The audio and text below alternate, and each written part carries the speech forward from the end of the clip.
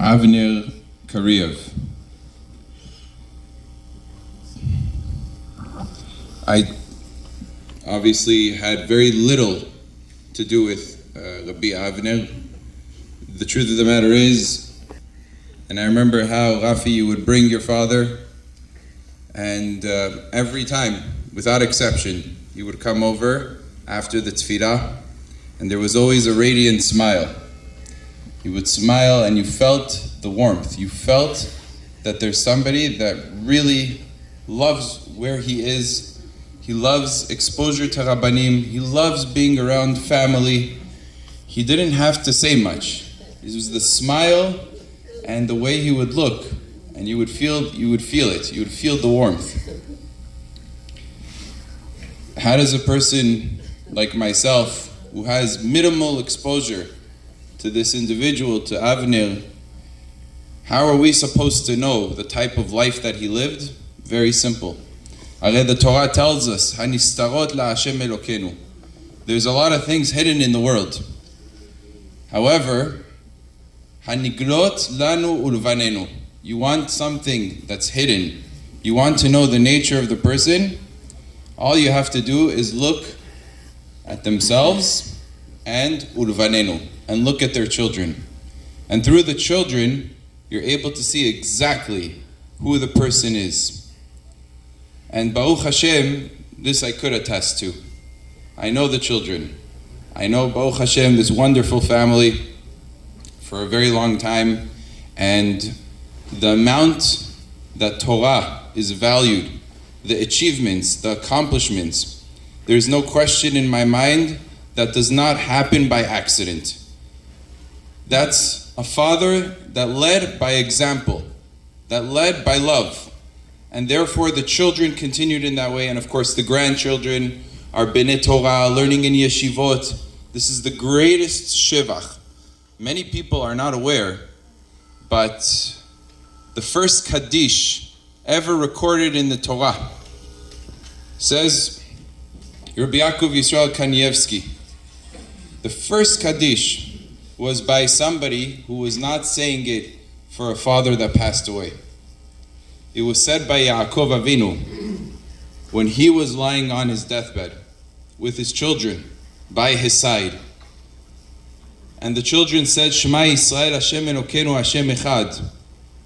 And Yaakov Avinu said, Yeheh Shemeh Rabba Mevarach Le'alam Ulolmei Umayah. That was the first time Kaddish was recorded in the Midrashim, in the Torah. And we see from there that a Kaddish that a person says is not some sort of mystical thing. It is a Kiddush Hashem that makes HaKadosh Baruch Hu happy, and that makes the Niftar happy. The person who passed away sees children, sees descendants that continue in the ways of the Torah and make Hashem happy. He says, I'm happy. I'm happy. I have that Kaddish. That's what it does for the Niftar. The story goes with the Hazon Ish. The Hazon Ish had a very famous student. His student was Rabbi Shlomo Lawrence. And Rabbi Shlomo, he worked hard for the youth. It was very important to him that children, especially teenagers, they have what to do with their time. People are there to guide them, to be there for them. And that's something he took very seriously, especially during the times of Yamim Noraim. Those are times that people's hearts open up and they're willing to donate. And he decided that he needs to go to Great Britain. Over there, they had this area where many of the wealthy people would go to, and they would spend the Yamim Noraim, Rosh Hashanah, Yom Kippurim, they would spend over there. So he went there, and it happened to be that the yortzeit of his father was always Rosh Hashanah. That was his yortzeit. And that's when he would say, of course, Kaddish. And so that night, he went to a certain Beit HaKnesset, and he felt very uncomfortable. He's never been in that place before. And he saw that the partition, the mechitza, was not exactly to standards of halakha. He said, I think Hashem doesn't want me to pray here, it's probably better for me to pray by myself b'yechidut. And he prayed not in the Beit HaKnesset. He prayed individually outside the Beit HaKnesset. Because he didn't pray with a minyan, it totally escaped him. He forgot that he had to say Kaddish for his father.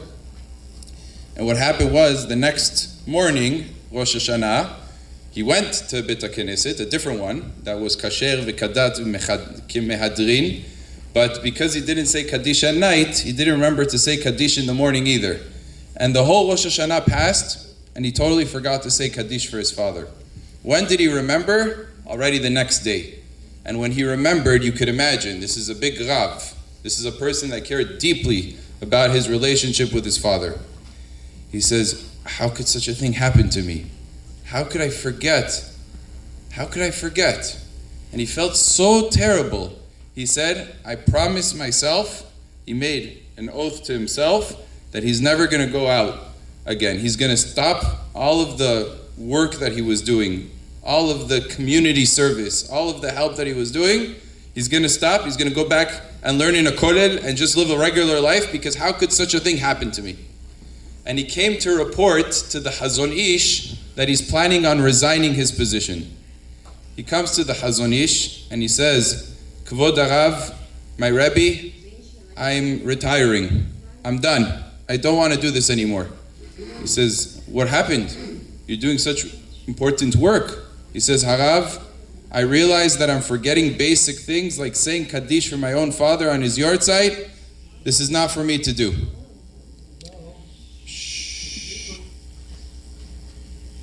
The Chazon Ish says to this fellow, to Rabbi Shlomo, he says to him, I don't understand. You said Kaddish. He says, Arav, he thought that the Rav didn't understand the story. He says, Arav, I didn't say Kaddish. The Chazon Ish says, but you did say Kaddish. What do you think it is when you go around running from place to place, doing for other people, helping Am Yisrael, taking care of others? That is the highest level of Kaddish that a person could do. When you're involved in giving HaKadosh Baruch Hu nachat ruach, happiness, HaKadosh Baruch Hu feels the joy. There's no greater Kaddish than that. And the Chazon Ish refused to allow him to step down. And that's a lesson. How important we know. We know very well how important Kaddish is. We know what the Rav Pe'alim says, that a person who misses one Kaddish is as if he's desecrating the honor of his forefathers, of his father, of his mother. How important is a Kaddish? But how important is the legacy and the children and the grandchildren that continue in the ways of HaKadosh Baruch Hu, that ultimately make the Manoach feel content. I left over the legacy of Torah and mitzvot. And I think Avner was an individual that can say proudly that Baruch Hashem, he left Dor Yesharim, he left children, he left grandchildren that are all accomplished ways of HaKadosh Baruch Hu, will continue the path of Avotenu HaKedoshim, the legacy that was Avraham, Yitzhak, and Yaakov, will be continued through the amazing family, children and grandchildren that are here. And Bezat Hashem, HaKadosh Baruch Hu will give koach to the entire family and to all of us here, as my dear friend and Yedid Yakar, Harav Elbaz, mentioned, that this is something that's supposed to be an introspection for all of us. Every single one of us has to take upon ourselves to do Leilui Nishmat Rabbi Avner ben Ketziya, and to be Matzliach b'chol ma'aseh yadenu, and Bezat Hashem be zocheh to the coming of Mashiach Tzidkenu and Tchiyat HaMetim b'mera v'yamenu, tiyeh nishmato tzrura b'tzror ha'chaim, amen ve'amen.